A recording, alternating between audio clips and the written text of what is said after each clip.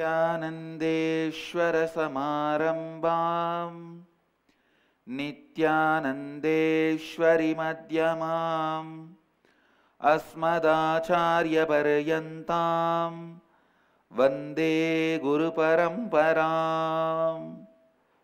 इस समय हमारे साथ उपस्थित सभी दर्शकों और भक्तों का मैं प्रेम एवं आशीर्वाद सहित स्वागत करता हूँ। I welcome all the devotees, disciples, samajis, satsangis, viewers, visitors sitting with us all over the world through Nityananda TV, Sadhana TV, two-way video conferencing and Lotus News channel with us all over the world. The city is sitting with us all over the world, two-way video conferencing, San Jose, Surrey, British Columbia, Ohio, Prayag, Houston, Kalahasti, Guadalupe, Rameshwaram, Kuala Lumpur, Palani, Charlotte, Los Angeles, Seattle, East London, Singapore, Hyderabad, Devon, Tiruvanmiyur, Dubai, New Zealand, Adi Arunachalam, East London, UK, Indrani, New Jersey, Enriching Temple, Bidadi, Hong Kong, Sirhari, Oman, Sivagangai, Varanasi, Jorpati, Nepal. I welcome all of you with my love and respects. Today I'll expand on bringing enriching into your life, enriching as lifestyle.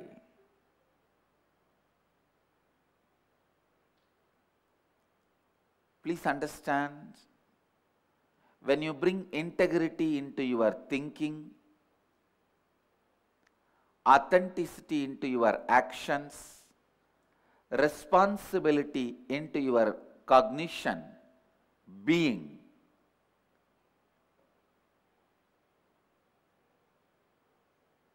whatever happens is only one part of you enriching in your life.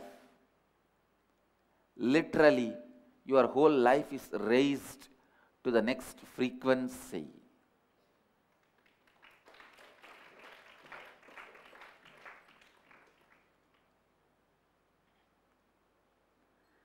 Enriching raises you completely to next frequency. Please listen. Let me define enriching. Enriching means constantly raising you to the higher levels with the clarity others are also part of you. Constantly raising you to the next level, whether it is a physical health, mental health, or spiritual well-being, in relationships or in anything, raising you to the next level, knowing others are also part of you. Basically, please understand, it boils down to not giving up on you and others.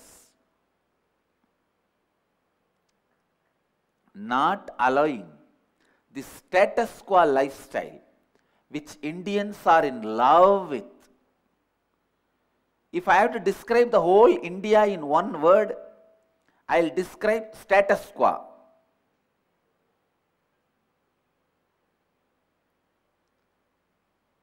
Really, I am telling you.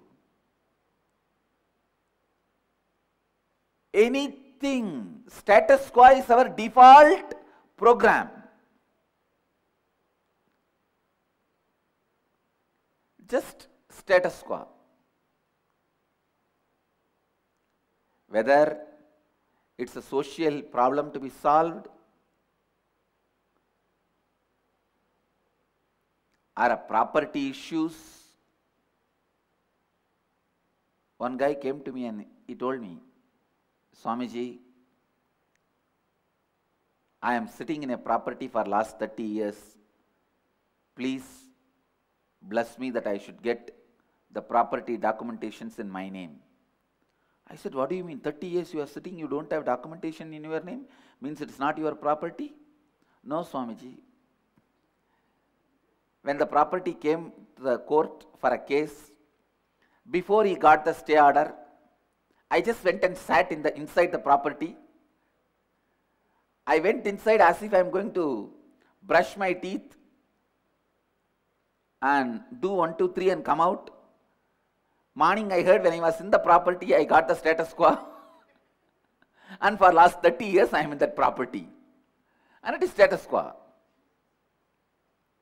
Status quo means just it is there. It should be there as it is, undisturbed. Only in India you can have this 30 years status quo and all. And now this fellow thinks he can get ownership. Please understand, if you are from some other country, you are watching the satsang, you may laugh. But in India it's a lifestyle. First thing, we need to get out of this pattern of status quo. Even in your life you can see, Indian divorce is nothing but status quo. Husband, wife both will be living in the same house. Not 1 day, 2 day, 15, 20 years they will be living in the same house. They won't even talk to each other. Sometimes both of them will use the same bedroom.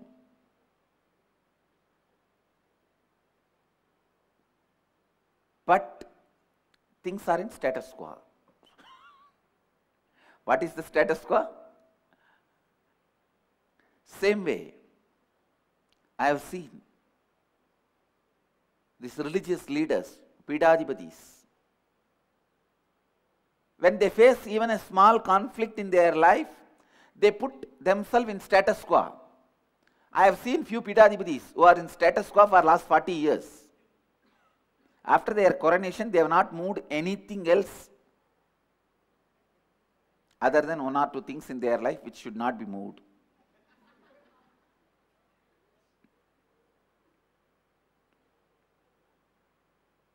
No, the whole thing is just in status quo. Getting out of the status quo mentality. Please understand, again and again, I am asked this question. Why I can just live a middle class life and I die? What is the use of unnecessarily working so much, thinking so much? Life oozes through your body for fulfillment, for its highest expression. Please understand, when a bank gives you the loan of $1 million, it expects you to become rich by doing business, putting your intelligence and effort into it. Not only you will pay back, of course, if you don't pay back, they will take away your properties. That is different. But all the banks don't expect, when they give you the loan, that they have to only take away your properties. They really expect you to flourish, pay them back with interest, and continue to develop more and more relationship. Any good bank will expect you will become successful in your life. Same way, when cosmos gives you life, it expects you to become the peak possibility. It is not expecting you to become bankrupt. It is not expecting you to declare bankruptcy Understand, giving upon you is declaring bankruptcy. And never ever expect again any loan from Cosmos. If you give up on you, you are declaring bankruptcy with Kala Bhairava. Forget about any good thing in your life anymore. Forget about it. Guy who declares bankruptcy cannot expect new loans in the life. The guy who declares bankruptcy cannot expect bank to do any good thing. Same way, the person who gives upon, especially the vows you take, the commitments you give it to Kala Bhairava, when you give upon, forget about any good thing in your life. Get ready to the long drawn, suffering filled life and births and births and births. Giving upon you is declaring bankruptcy in the cosmos.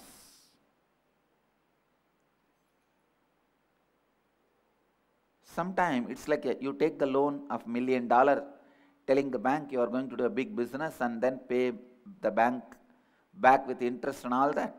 Suddenly you decide after seeing $1 million, what is the problem? I think with this $1 million, if I just keep it with me and eat every day my expense is only $25. My whole life I can spend with this $1 million and die. What's the need of unnecessarily doing business? What's the need of anything else? Please listen. Just like how we make concrete. You see, when concrete pillars are made, first they make a wooden box all around. Then they pour the concrete. Concrete sets, then they remove the wooden box. Same way, all the vows given to you, all the commitments you give it to others and to yourself, means the mamakara, ahankara, anyakara, swa-anyakara. This all is the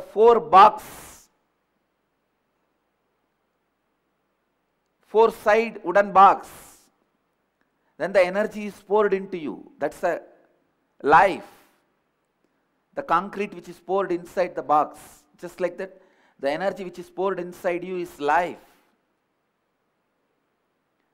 Before the concrete sets, if you remove these vows, what will happen? Not only pillar will not be created, the energy poured on you, the concrete poured on you will be wasted, and cosmos doesn't like to waste things. In marriage, the moment you commit with the other person, with the vow, your energy becomes double. Now you are two. You are no more one person. You are two. Not only you are two, many problems which can stop you being a single are taken away. So you are more than two. For example, if you are alone, it is not that you are one suffering with loneliness. So you are not even one full person. When one more is added, you are not just two. The suffering with loneliness is removed. You are more than two. So when you became two through commitment,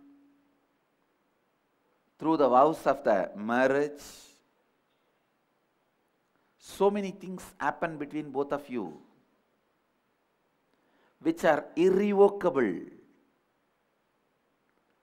All the support you gave it to your husband or wife cannot be taken away when you divorce, if you want to divorce at the time of divorce, the irrevocable exchange of being happens.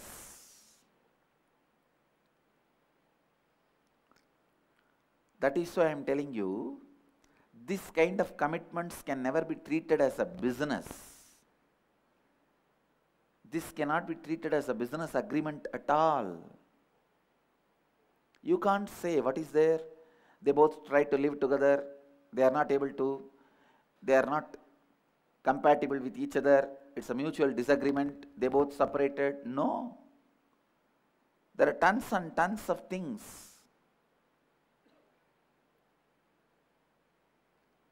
It is an energy mold, as I said. In a wooden box, when you pour the concrete, remove the wooden box before the concrete sets, how it completely damages the possibility of the pillar. Same way, when you give up on you,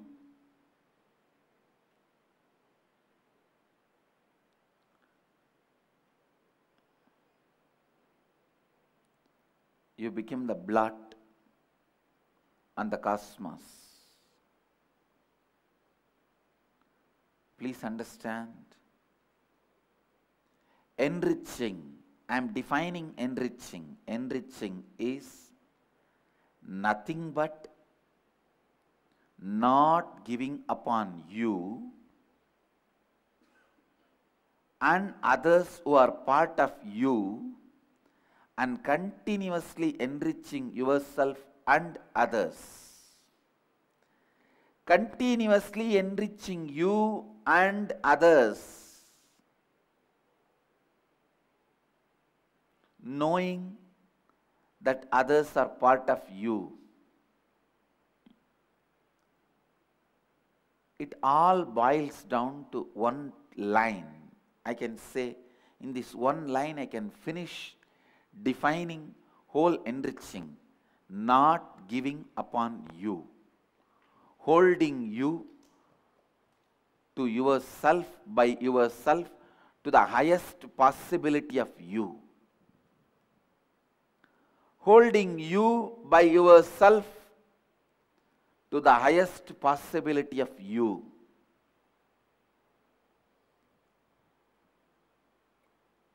Holding you high up, continuously, with integrity, authenticity, responsibility.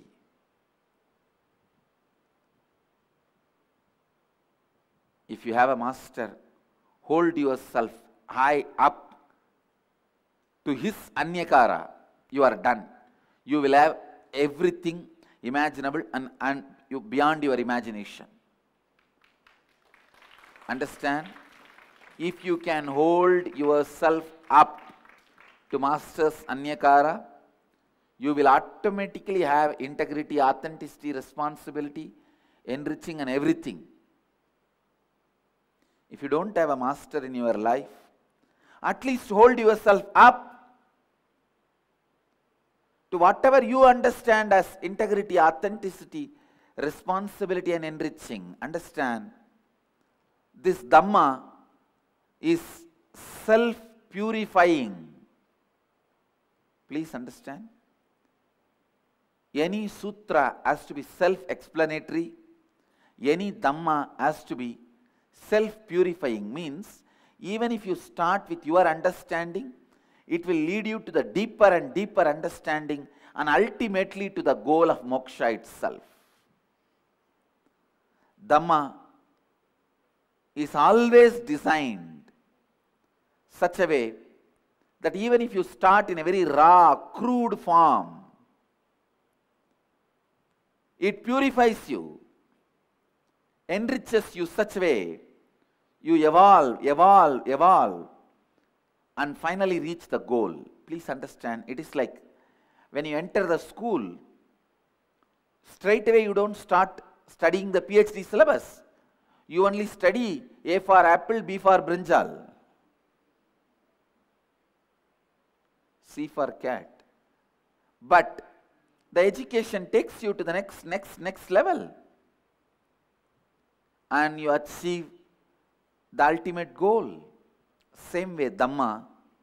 That is why Krishna says in the Gita, even if it is practiced in a very crude form, don't discourage people practicing Dhamma, because Dhamma is self-purifying system. Vivekananda says, even the most cruel forms of practices, which you call primitive, even those things I will not try to abolish.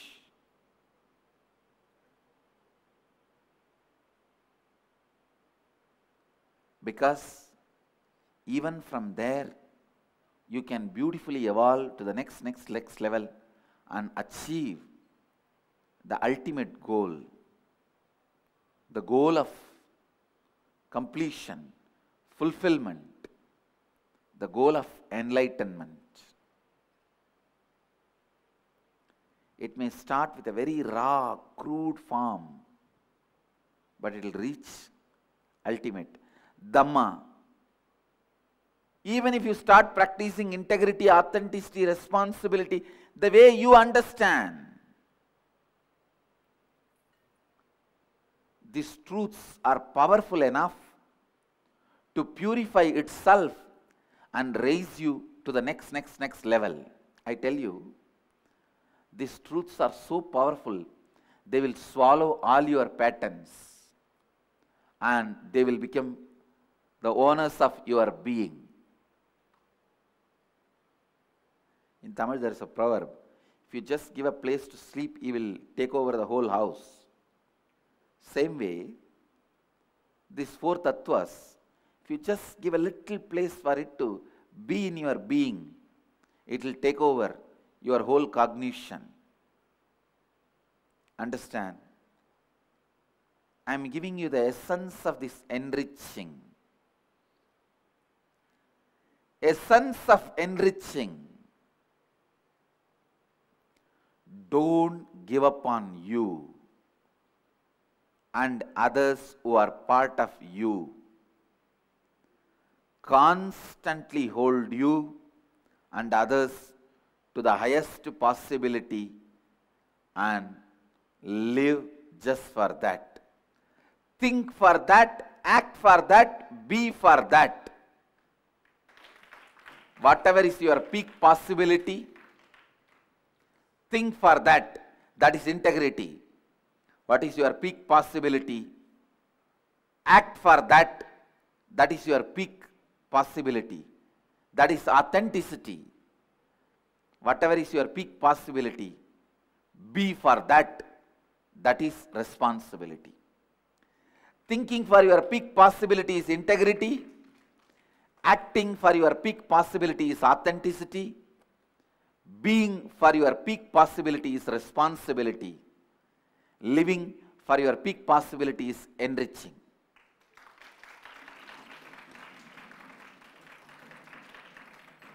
Understand, when you miss Dhamma, even Shiva cannot save you. When Sati missed Dhamma, Mahadeva says, don't go.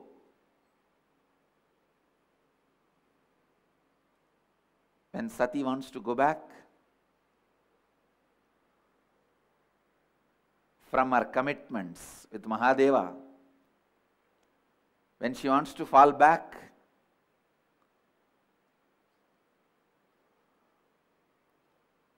to the Daksha's palace, to the father's biomemory, Mahadeva says, don't go to listen. When she is not ready to listen, even Mahadeva is not able to save her. No one can save when you fall from Dhamma. See, finally, of course, it's not that Mahadeva did not have love for her. Even after that, Mahadeva sent Nandi, Shivaganas, be with her and protect her from Daksha and Daksha's army. But nobody expected the biomemory which is sitting inside her is going to destroy her. Finally, she gave up the life. Of course, Shiva was able to do only one thing. Because of his commitment for her, he brought her back as a next Janma, purified her, and then accepted as Sati. Even Shiva is not able to save Sati.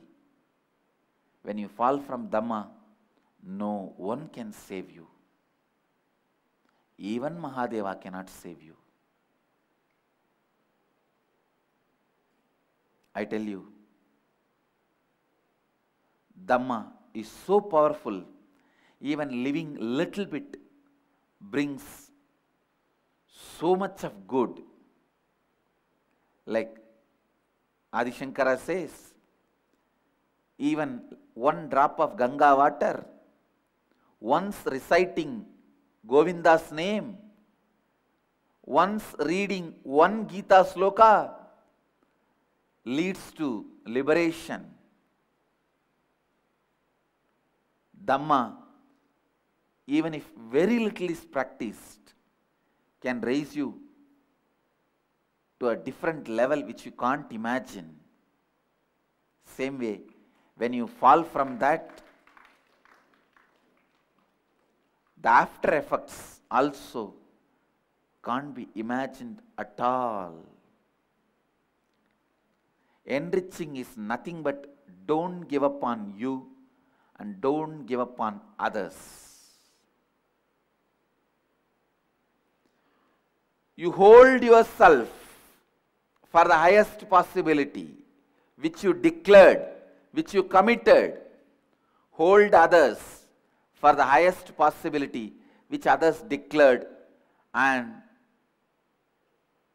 others have committed. Please understand.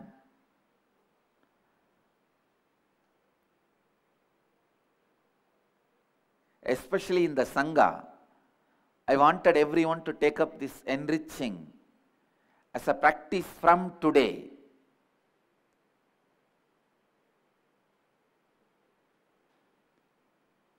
Not only you will take responsibility for what you declared as you will hold other person also as his or her declaration and hold yourself responsible for enriching other person to his or her declaration. When you don't hold the other person as the person's possibility, you are the Rahu for that person. If you hold the other person as the person's possibility, you are the Ketu for that person. Don't go around and be Rahu for people. Go around and be Ketu for people. When you go around in your life and if you hold the other person as the possibility, declaration, I will create the largest Shiva temple. When you look at that person, wow, here is a guy who is creating such beautiful thing, space, then you are Ketu for that person. You are constantly reminding that person and enriching that person to hold that person to that person's declaration. And if you constantly go around and, this one, it's already sleeping, all the time in depression, and this is Tippu only, then you are Rahu for that person. Already that person is in the Tippu. And when you also confirm, the person is going to fall more and more into Tippu. Tippu is the nickname for depression. When the person is in depression, you also hold him in the same space, then you become Rahu for that person. I tell you, constantly hold the other person also to his possibility, not to his lower level. Constantly one acts as a Rahu for the other, and the whole bunch becomes Rahus. Instead, one should act as a Ketu for the other, and the whole group should lead each other into jnana, into enlightenment, into the space of possibility. I tell you, from today, this is the enriching we are going to practice.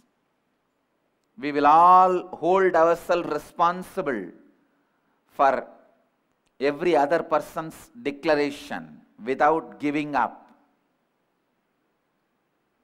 First, I declare, I hold myself responsible for making all your declarations into reality. I'll hold myself responsible in my cognition. I'll be responsible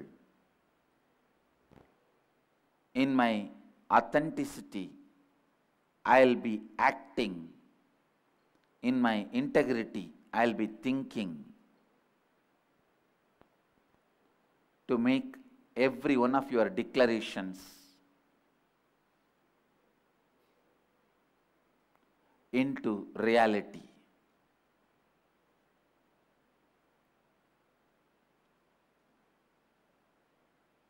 I'll do it, and I can do it.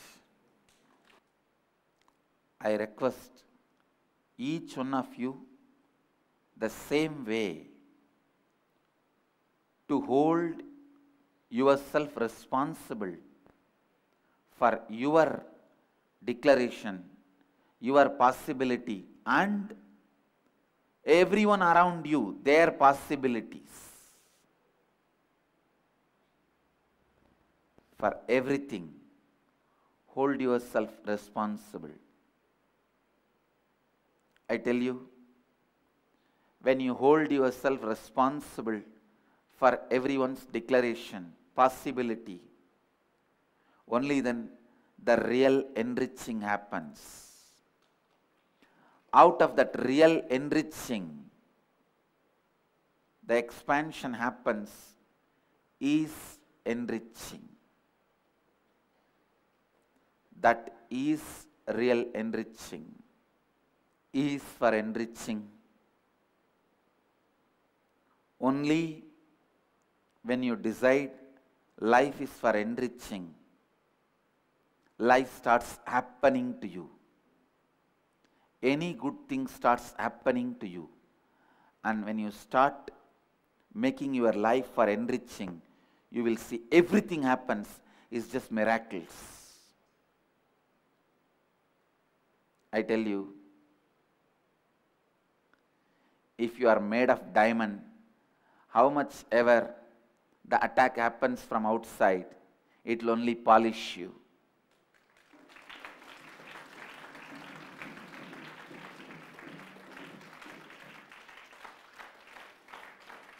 If you are made out of some other stuff, how much ever scent you use,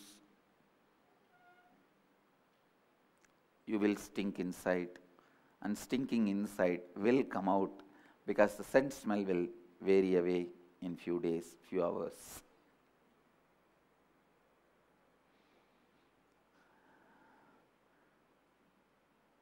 The stuff out of which you are made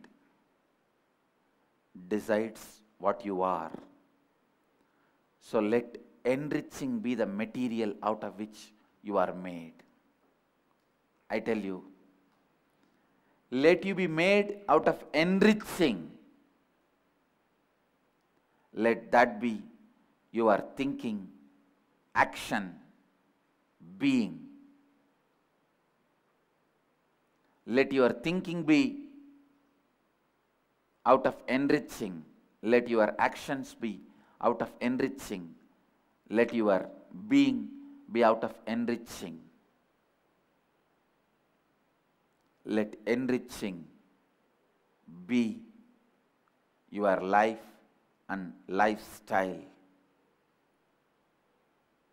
Let enriching be your life and lifestyle. When you hold yourself for enriching,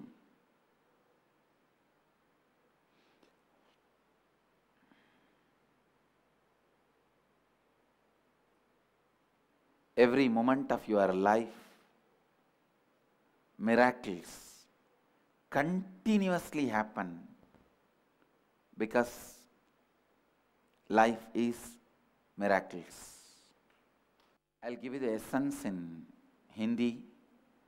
लाभान्वित करने का अर्थ है लगातार स्वयं को अगले स्तर पर बढ़ाना, इस समझ के साथ कि विश्व के सभी लोग आप ही के बाग है. इसका अर्थ है स्वयं पर विश्वास ना खोना और दूसरों पर विश्वास ना खोना. जब आप स्वयं पर विश्वास को हाथ देते हैं, आप ब्रह्मांड में बड़ा बन जाते हैं. स्वयं को स्वयं द्वारा अपनी सर्वोच्च संभावना में स्थापित रखना, यही लाभान्वित करना है. यदि आपके पास गुरु है, उनके अन्यकारा यानी आपके प्रति उनकी अपेक्षा को निभाना सीधे लाभान्वित करना है. विवेकानंद जी कहते हैं, धम्म के सभी मार्गों को जीवित रखने चाहिए, क्योंकि यह सत्य स्वयं ही शक्तिशाली है और आपके सभी पैटर्न्स को निगल जाएंगे और आपके अंतर आकाश और बोध में स्थापित हो जाएंगे. लाभान्वित करने का सार यही है कि आप स्वयं पर विश्वास ना खोइए और दूसरों जो आप ही के बाग है उन पर विश्वास ना खोइए. अपनी सर्वोच्च संभावना के लिए सोचना ही संपूर्ति है. अपने सर्वोच्च संभावना के लिए काम करना ही श्रद्धा है. अपने सर्वोच्च संभावना के लिए अपना अस्तित्व का निर्माण करना ही उत्तरदायित्व है. अपनी सर्वोच्च संभावना के लिए जीना ही लाभान्वित करना है.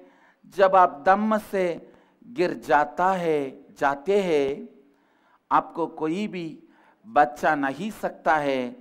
स्वयं महादेव भी नहीं.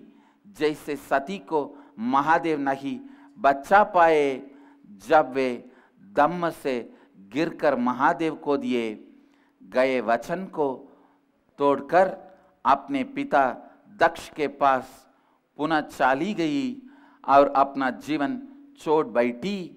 जब आप दूसरे की संभावना के लिए नहीं खड़े होते हैं, तब आप उसके लिए राहु बन जाते हैं. जब आप दूसरे की संभावना के लिए खड़े होते हैं, आप उसके लिए केतु बन जाते हैं. आप लगातार उस व्यक्ति को उसकी सर्वोच्च संभावना का स्मरण कराते हैं, ना कि उसके निम्न व्यक्तित्व का स्मरण कराते हैं. आज से हम यही लाभान्वित करने का अभ्यास करेंगे कि हम स्वयं और दूसरों की अपनी संभावना की घोषणा के लिए स्वयं को उत्तरदायी समझेंगे. यही सही लाभान्वित करना है और इसके द्वारा जो विस्तार होता है वही लाभान्वित करना है. केवल जब आप एक निर्णय लेते हैं कि आप लाभान्वित करेंगे, तभी आप में जीवन बहता है.